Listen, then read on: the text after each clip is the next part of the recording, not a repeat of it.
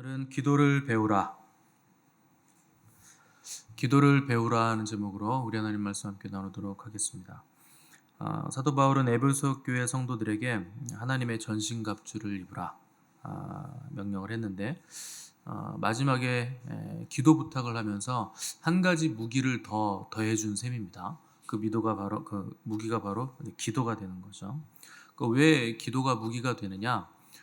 우리의 싸움이 혈과 육의 싸움이 아니기 때문에 기도가 필요하고 또 우리의 힘으로 싸울 수 있는 싸움이 아니기 때문에 기도가 필요하다 하는 거죠. 그 전쟁 중에는 여러 가지 물자가 필요합니다. 무기도 필요하고 보급품도 필요한데 중요한 게 하나 있어요. 통신입니다. 통신. 그러니까 통신이 되지 않으면 제대로 전쟁 수행할 수 없습니다. 사령부에서 보내는 작전 계획을 제때 받아야 되고 또 진격해야 되는지 후퇴해야 되는지 버텨야 되는지 이것들을 사령부로부터 명령을 조달받아야 됩니다. 왜냐하면 사령부는 전체 전시 상황을 파악하고 있기 때문에 우리 생각에는 지금 공격하면 이길 수 있을 것 같은데 사령부에서 거기 멈춰라 그러면 멈춰 있어야 돼요. 자기들 마음대로 들어가면 안 되는 겁니다. 이길 수 있어도 함부로 가면 안 되는 거죠. 그리고 도저히 지금 버틸 수 없어서 후퇴해야 될 것 같은데 거기를 사수해라, 버텨라 그러면 무슨 수를 써서라도 버텨야 되는 거죠. 그러니까 통신이 잘 돼야 우리가 전체 큰 그림에서 전쟁에서 이길 수 있는 겁니다. 2차 대전 때 일본군 중에 요코이라는 분이 계세요. 괌에 가시면 괌 섬 중간에 큰 동굴 하나 있거든요.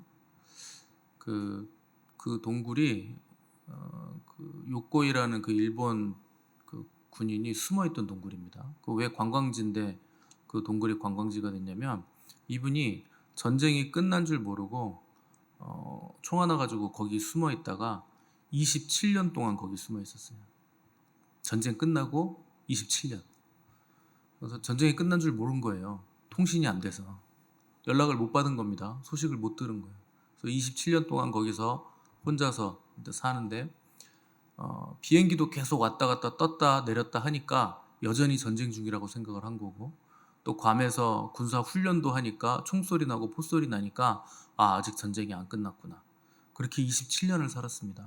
그래서 그게 지금 관광지로 괌에 가시면 관광 코스로 그게 돼 있습니다.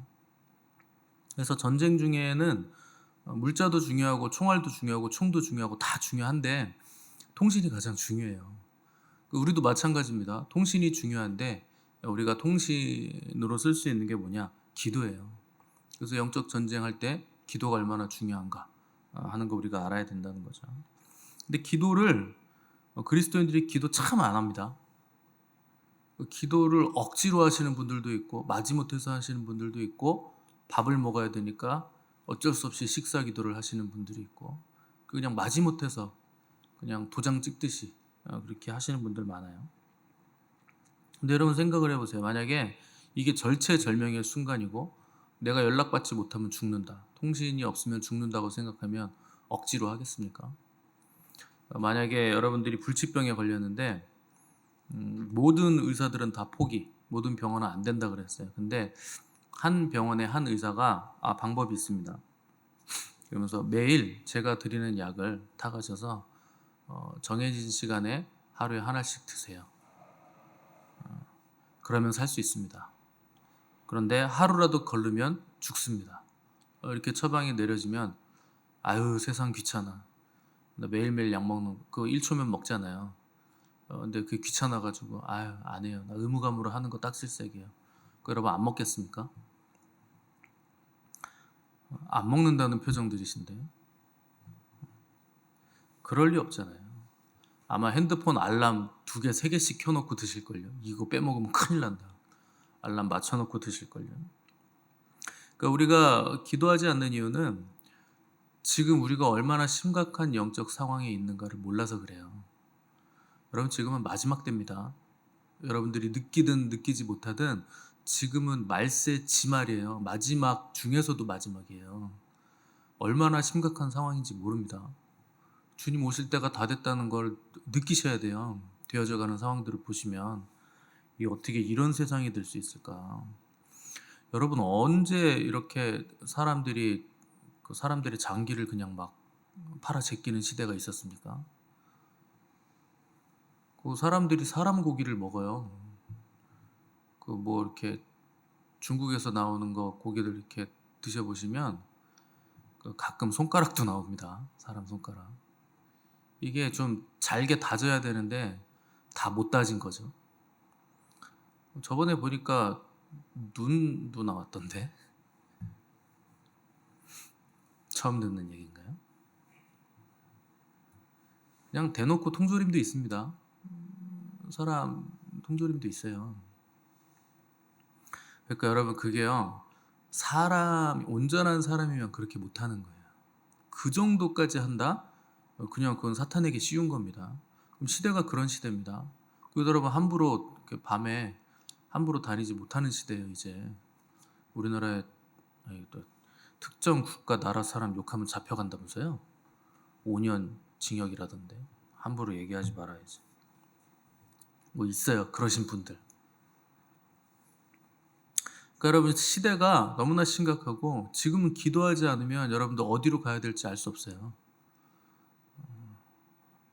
그래서 살 수 있는 유일한 방법이 기도와 말씀밖에 없죠. 근데 우리는 이 심각함을 인지하지 못합니다. 뭐 나만 괜찮으면 되지. 뭐 이런 생각을 하는 거예요. 그래서 기도하셔야 되고 또 아무렇게나 기도하는 게 아니고 우리가 기도를 배워야 됩니다. 그래서 기도를 배운다는 건 하나님을 의지하는 법을 배운다는 거예요. 그리고 하나님과 동행하는 법을 배우고 하나님을 하나님으로 내가 인식한다 하는 거죠. 그래서 기도를 배울 수 있는 원천이 있습니다. 그 하나님의 말씀, 그 성경을 통해서 우리는 기도를 배울 수 있습니다. 바울 서신만 봐도 바울이 얼마나 많이 기도하는지 몰라요. 그 성도들을 향해서 편지를 썼는데 편지에도 굉장히 많은 기도가 나오잖아요. 뭐 너희에게 지혜와 계시의 정신을 주기 원한다. 마음 눈을 밝혀주시기를 원한다. 전부 다 그 바울의 기도입니다. 근데 바울의 기도를 잘 보시면 환경을 바꿔주세요. 뭐 이런 기도 안 해요. 그래서 그걸 통해 우리가 기도를 배울 수 있습니다. 뭐 핍박 당하고 있고 환란이 너무 심한데 하나님 환란 좀 없애주세요. 핍박이 없게 해주세요. 이런 기도 하는 거 아니에요. 무슨 기도를 하느냐? 저들의 마음 눈을 밝혀주십시오. 그리고 저들에게 지혜와 계시의 정신을 허락하여 주셔서 하나님을 더 알게 해주십시오. 이게 바울의 기도입니다. 그럼 우리의 기도가 무슨 기도가 나와야 됩니까? 하나님을 더 알기 원합니다. 저에게 지혜와 계시의 정신을 주시고 저의 마음 눈을 밝혀주셔서 제가 하나님을 더 알 수 있도록 더 깊이 깨달을 수 있도록 하나님 저에게 은혜를 더해 주세요. 이게 우리의 기도가 되어야 되는 거죠. 물론 일용할 양식을 위해서 기도해도 됩니다. 주님이 그렇게 기도하라고 가르쳐 주셨으니까. 그리고 악에서 구해달라고 기도하셨기 때문에 우리를 악에서 구해달라고 기도하셔도 돼요. 근데 더욱더 우리가 힘써 기도할 것은 우리의 마음 눈을 밝혀주시고 하나님을 더 알게 해달라. 이렇게 기도해야 된다는 거죠. 왜 그러냐? 영생이라는 게 하나님을 아는 거잖아요. 그래서 하나님을 아는 거 굉장히 중요한 거죠. 그래서 환경을 바꿔달라거나 뭐 사람을 바꿔달라거나 뭘 더 달라거나 이런 기도보다 하나님을 온전히 알게 하늘의 지식을 달라 하는 기도가 우리의 근본적인 기도가 되어야 된다는 겁니다. 하나님을 실제로 경험하지 못하면 여러분들 환경이 좋으면 좋을수록 그 환경이 우리를 갉아먹어요. 하나님을 알지 못하면 환경이 우리를 더 망쳐놓습니다. 좋은 환경이 있으면 하나님 찾을 이유가 없어요. 그래서 뭐 쓸 수 있는 돈이 많고 일도 잘 되고 환경적으로 아무 불편함이 없고 걱정 근심도 없고 자녀들도 잘 되고 그러면 내가 굳이 하나님을 찾을 필요가 있습니까? 별로 필요성을 못 느끼는 거죠. 근데 환경이 좋다고 해서 하나님을 찾고 안 찾고가 되면 하나님을 모르시는 거예요. 그분은. 하나님은 그런 분이 아니라는 거죠.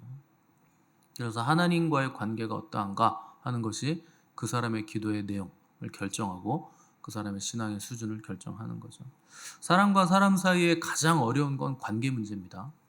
관계가 제일 어렵잖아요, 여러분. 인간관계가 쉽지 않죠. 그래서 관계를 제대로 맺을 줄 모르는 사람은요, 사람이 제일 어려운 거예요. 그래서 그 애굽 수준에서 맨날 전전긍긍하는 거예요. 애굽이라는 건 애굽 사람들이 우리를 괴롭혀서 내가 힘들다는 거예요. 저놈 때문에 내가 힘들어. 그래서 출애굽해야 되는 거죠. 그러니까 아직 출애굽도 못한 수준에서 힘들어하는 게 사람 때문에 힘들어하는 거, 관계 때문에 힘들어하는 수준인 거죠. 근데 사람과 사람 사이에서도 관계가 어려운데 하나님과의 사이에서도 관계 맺는 게 쉽지 않는 사람들이 있습니다. 그러니까 하나님이 어려운 거죠. 그래서 하나님과 관계를 제대로 맺을 줄 모르면 기도가 어려워요. 여러분, 관계가 좋지 않은데, 관계가 원활하지 않은데 어떻게 대화를 합니까? 그 힘든 거죠. 그래서 하나님을 잘 알지 못하고 하나님과의 올바른 관계가 회복되지 않으면 올바른 기도 불가능합니다. 그래서 결국 하나님을 뭘로 쓰느냐, 그렇게 되면 내 뜻을 이루기 위한 도구로 쓰죠. 그것도 아니면 하나님이 무서운 하나님이 돼서 하나님을 달래기 위해서 내가 죄를 안 져야 되는데, 실수하지 말아야 되는데, 이러면서 전전긍긍하는 신앙을 가지게 되죠. 그게 샤머니즘이죠.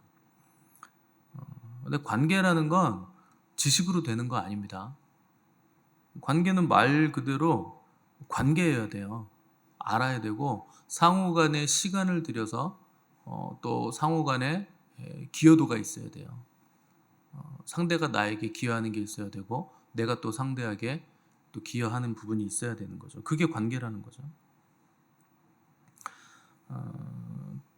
그래서 나만 사랑해서도 안 되고, 상대만 나를 사랑해서도 안 되고, 서로 상호 존중해야 되고, 서로 기여해야 되고, 서로 사랑해야 그게 관계가 온전한 관계가 되는 겁니다.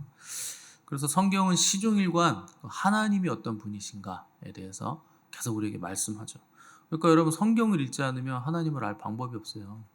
여러분들이 기도 많이 하면 하나님을 알 것 같지만 그거는 내 생각입니다. 삐뚤어져요. 방향성을 잡을 수 없어요. 하나님은 내 생각엔 이런 분이야. 내가 체험을 많이 해봤거든. 그 문제 있는 신앙이에요.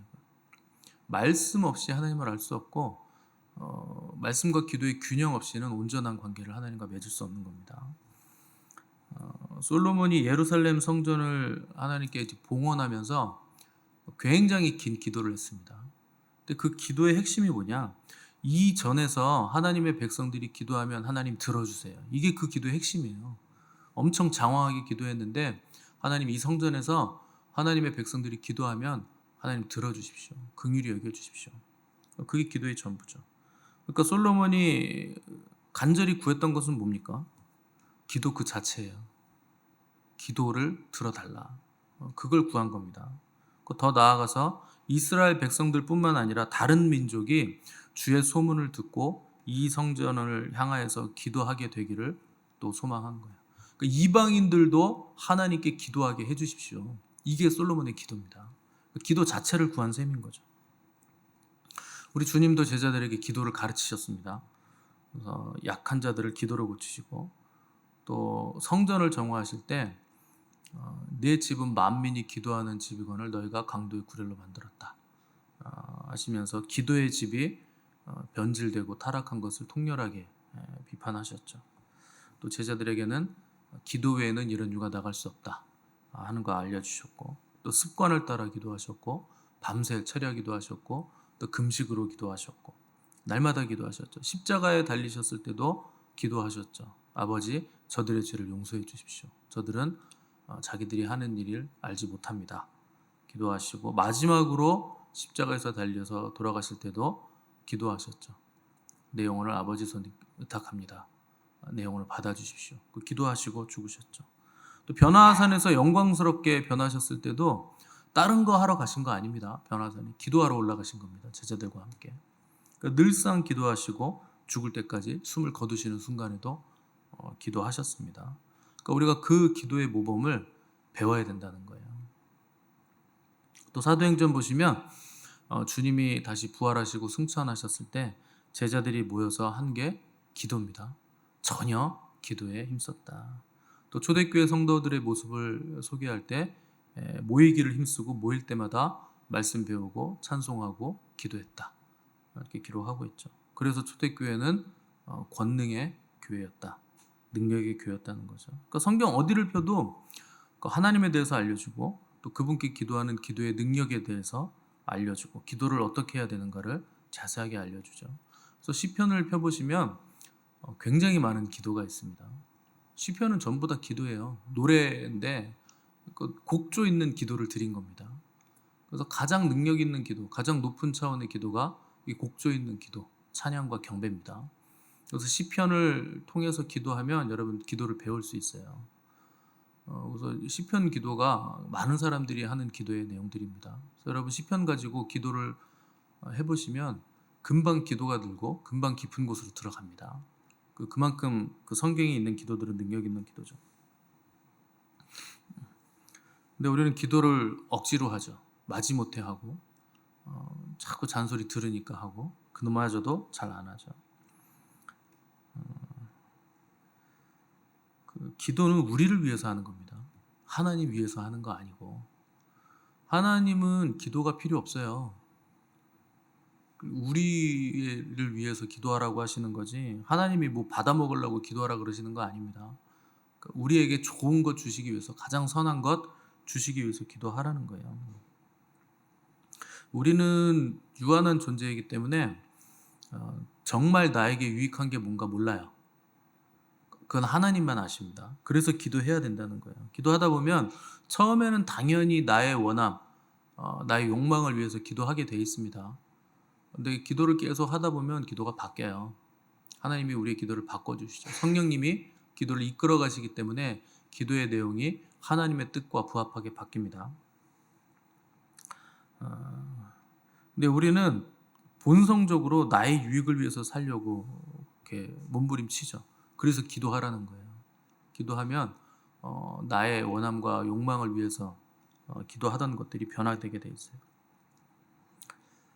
그래서 빌립보서 4장 6절에서 7절 보시면 아무것도 염려하지 말고 다만 모든 일에 기도와 간구로 너희 구할 것을 감사함으로 하나님께 아뢰라. 그리하면 그렇게 기도하면 모든 지각에 뛰어난 하나님의 평강이 그리스도 예수 안에서 너희 마음과 생각을 지키시리라. 그러니까 결국 기도하라는 게 니네 기도 안 하면 가만 안 둬. 기도 쉬기만 해봐. 이런 거 아니에요.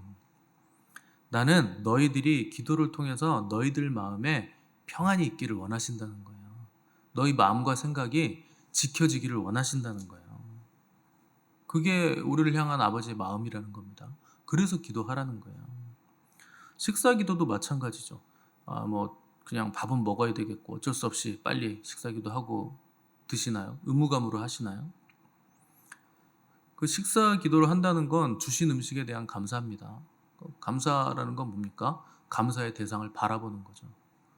그 식사하기 전에 이 음식을 주신 하나님께 감사한다. 이 음식을 주신 하나님을 내가 바라본다는 거예요. 한 번 더 기억을 한다는 거죠. 그러니까 마땅히 하나님이 감사를 받으시기 때문이기도 하지만 그 기도를 통해서 우리에게 평강이 임하는 거예요. 그리스도 안에서 우리의 마음과 생각을 평안하게 지켜주신다는 거예요. 기도가 그런 통로가 된다는 거죠. 제가 개척했을 때 가장 잘한 일 하나를 꼽으라고 한다면 성도가 없다고 여기저기 싸돌아다니지 않은 거. 여러분 개척교회는요 바쁘면 엄청 바쁘고 한가하면 엄청 한가할 수 있습니다. 교회는요 성도가 1명이 있든 10명이 있든 100명이 있든 10,000명이 있든 똑같아요. 하는 일은 똑같습니다. 똑같이 준비해야 돼요. 인원수에 상관없어요. 똑같이 예배 준비해야 되고 똑같이 찬양인도 준비해야 되고 똑같습니다. 하는 일은. 그런데 성도 없다고 저는 싸돌아다니지 않고 뭘 했느냐? 하나님 앞에 앉아 있었습니다. 그 경배하고 기도하고 하나님의 음성 듣고 그거 했어요. 잘난 척하는 게 아니고 해야 될 일을 하라는 거예요. 만약에 제가 성도 없다고 에이 그래 어차피 성도 없는 거 사모님이랑 놀러나 다니자 뭐 여기저기 막 싸돌아다니면 또 여기저기 목회자들 뭐 모임 교단에서 하는 거 그거 따라다니면서 열심히 일하고 어떻게 교단 목사님들한테 좀 잘 보여서 그 지금 성도가 없는 개척교회지만 어디 청빙 받아서 좀 큰 교회로 좀 가보자 뭐 그러고 거기에 막 돌아다녔으면 저는 오늘 이 자리에 없었을 겁니다. 될 수가 없어요. 그렇게 해가지고 하나님 쓸 수가 없어요. 마지막 때 하나님이요, 그런 목회자들 못 써요. 하나님 앞에 앉아있는 목회자들만 씁니다. 일할 목회 임지가 없는 거 아니에요. 쓸만한 목회자가 없는 거예요. 그게 문제입니다. 그래서 제일 잘한 거, 내가 하나님 앞에 앉아 있었던 거, 지금도 저는 너무 잘했다고 생각합니다. 여러분들도 마찬가지예요. 뭐가 안 된다고, 뭐가 없다고, 뭐가 급하다고 여기저기 막 다니시면 안 돼요. 여러분들이 할 일은 먼저 하나님 앞에 앉아 계시는 거예요. 그래서 훈련 받을 때는 그냥 주구장창 앉아 있어야 됩니다. 근데 여러분, 제가 여러분들 훈련 받으시는 거 보면 어떤 분들은 잘 합니다. 근데 어떤 분들은요, 여기저기 돌아다녀요. 못 견디는 거죠. 나 돈 벌어야 되는데 뭘 하나님 앞에 앉아 있냐고. 그런 분들은 그냥 평생 그렇게 사셔야 됩니다. 여러분, 내가 가난하다고 하나님이 가난하신 거 아니에요. 내가 연약하다고 하나님도 연약하신 거 아니고, 가난하면 부유하신 하나님을 찬양하셔야 되고, 내가 연약하면 강하고 능하신 하나님을 찬양하셔야 되는 거예요. 그게 순서입니다. 병들었으면 병든 자의 하나님을 찬양하세요. 약하시면 약한 자의 하나님을 찬양하시고, 내가 고하면 고아의 하나님 찬양하시고, 내가 과부면 고아와 과부의 하나님, 특히 고아와 과부를 하나님 더 사랑하십니다. 그 하나님을 더 의지하시고 더 사랑하시면 되는 거죠. 그런데 내가 자기 스트레스가 많이 있다고 스트레스 풀려고 산이나 바다에 가서 해소하려고 하는 사람은 하나님이 주신 그 시간, 물질, 건강 전부 다 낭비하는 거예요. 거기 가서 스트레스 풀면 뭐가 됩니까? 뭐가 이루어지나요? 그냥 그 자리죠. 다시 돌아와 보면 하나님을 믿을 땐 모든 기준을 하나님께 두는 겁니다. 그게 믿음의 사람들이에요. 그래서 다윗은 여호와를 의뢰하고 선을 행하라. 땅에 머무는 동안 그의 성실을 먹을거리로 삼을지어다. 뭐 맛있는 거 먹어야 되니까 이것저것 하러 돌아다니지 말라는 거예요. 먹을 건 뭐냐? 땅에 있는 동안 우리가 먹을 건 여호와의 성실, 그분의 성실하심, 그걸 먹거리로 삼으라는 거예요. 그래서 우리가 의뢰해야 할 기준이 어디냐? 여호와 하나님께 있다. 왜냐하면 그분만이 선하시기 때문에. 우리나라 분들은 기준을요, 어디에 두냐면 하나님께 두지 않고 다른 사람들에게 둡니다. 옆집 사람이 이거 했는데 우리도 합시다, 뭐 이거예요. 그 기준이 사람들에게 있는 거죠. 우리나라 분들이 전 세계적으로 K-뷰티가 유명합니다. 우리나라에 오면 올리브영? 뭐 이런 데 가는 게 코스예요. K-뷰티가 너무 기능성 화장품들이 좋으니까. 왜 그렇게 됐겠습니까? 우리나라가 좋은 나라라서요? 아니에요. 외모 지상주의가 팽배해서 그래요. 화장품이 왜 발달합니까? 외모에 신경을 많이 쓰는 나라라서 그런 거예요. 근데 우리나라 분들은 되게 재밌습니다. 자기 외모에 전부 다 불만이 많아요. 여러분 외모에 만족하시는 분 계십니까? 저 빼고 없죠? 저는 훌륭하기 때문에 외모 별로 컴플렉스가 없어요. 저는 제 외모가 훌륭합니다. 스스로 제가 생각하기에. 잘생기진 않았지만 그냥 사는데 지장 없습니다. 저는 만족해요. 근데 우리나라 분들은요, 다들 자기 외모에 불만이 꽤나 많으시고, 그래서 그 불만은 어디서 나오냐? 다른 사람과의 비교에서 나오는 거예요.